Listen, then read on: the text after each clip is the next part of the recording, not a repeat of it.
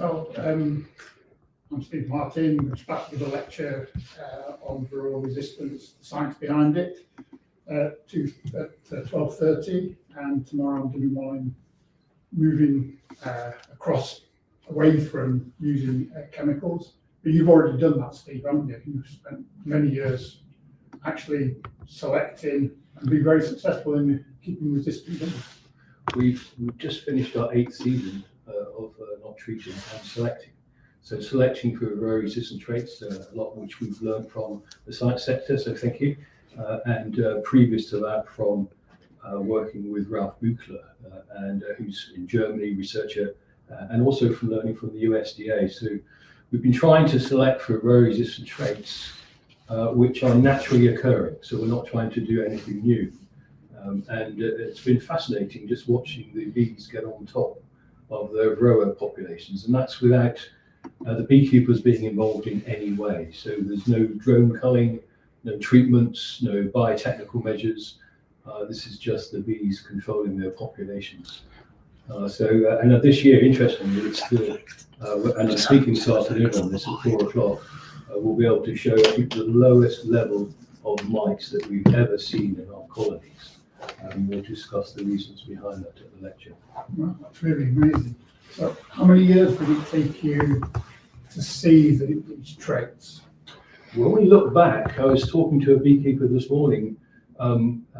Before we started the project, we were seeing bulb brood in the colonies, but we didn't understand it at the time. And it was described as a mild pathogen, and the recommendation was to requeen. But we now know that the bulb brood in clusters is the investigation part of the bees looking for Varroa families and infested cells. So I think this has been around for a lot longer than we appreciated. It took us, I would say, 3 to 4 years of quite active selection based on the level of mites which we were seeing, and based on an increasing understanding of the traits. And it did take us a few years to be confident about that, and you certainly helped us understanding the role of deformed wing virus in the colonies and how that would fall with the level of mites falling. Because virology, I think, is a tough subject which has thrown an awful lot of people off the scent. Yeah. So yeah, I mean, obviously it's the interaction between the mites and the viruses that kill them. But what do you think is the big stumbling block now? I mean, the surveys that have been done over several years, which I'll talk about tomorrow, have shown us about 25% of beekeepers in the UK are not treating. And it's remained static over the last sort of 5 or 6 years, despite a huge uptick, I think, in interest in managing or switching to Varroa resistant bees. But what do you think the big stumbling blocks are for the British beekeepers? Yes, that's a great question. I think it's replacing the fear of Varroa with understanding of Varroa resistance, and that needs an awful lot of education. And what's been interesting is that a couple of our big bee organisations have swung behind this. So BIBA, the bee improvement people, I mean, this is the biggest area of bee improvement Varroa resistance in 30 years. So they've swung behind it and are running campaigns now. And also credit to the BBKA, they have changed the modules syllabus. So the exams for the first time this November will include questions on Varroa resistance, and that will also spill over to the husbandry exams as well. So our future trained beekeepers, our future stars and educators will need to have to understand Varroa resistance.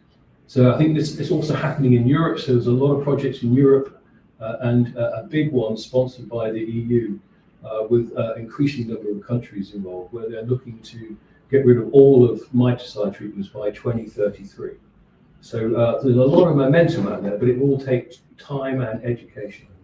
Yeah, I mean, I see this fear again with tropical air lapse, because people are starting to worry, just like when Varroa was on the horizon. Now tropical air lapse seems to be closer than ever. But is it true that some bee colonies that are resistant to Varroa might be resistant to tropical air lapse as well? We need a bit more evidence on that, but there's some of the research we're seeing in the UK at the moment is from researchers seeing tropical air lapse for the first time.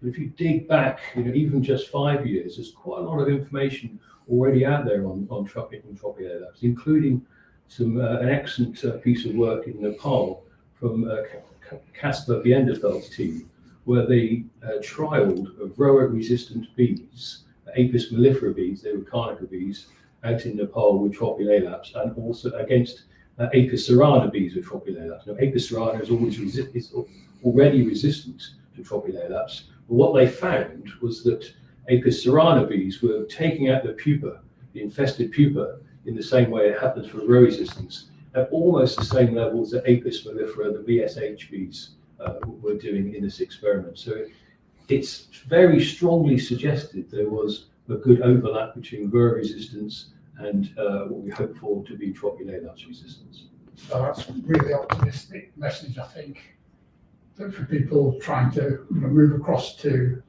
keeping Varroa resistant bees, that they'll have a head start with the Tropicalaps, potentially. Yes, let's hope so. We need to make sure that happens. We need also for our researchers and scientists who are looking at this to think about the solution to Tropicalaps. I think we're still doing the early research at the moment, but it looks like that could be one of them. And putting Varroa resistance traits into your hives is adding a hygienic behaviour, which is good for the health of all colonies. On an optimistic note, I think I'll have to go and give my lecture in a minute. Good luck.